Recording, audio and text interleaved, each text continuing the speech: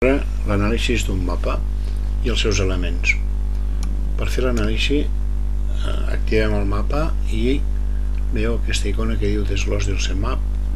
L'activem, amb la qual nosaltres podem veure els diferents elements que la formen. Les proposicions les podem seleccionar i seleccionem el mapa, o bé, a part de les connexions, podem veure l'esquema del mapa, les paraules d'enllaç i les preposicions.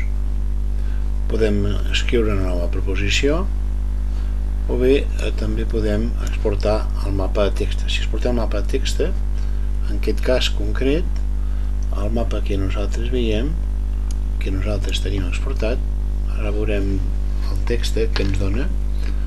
Aquest text ens permet d'avaluar els nostres alumnes en funció de la quantitat de conceptes i la quantitat de nexes. És a dir, una de les maneres de l'avaluació, això especialment ho ha treballat molt en Novak, és el número, diguem-ne, de conceptes que hi ha, el número de relacions i com de cada element surten un número determinat d'enllaços. D'aquesta manera es té una mesura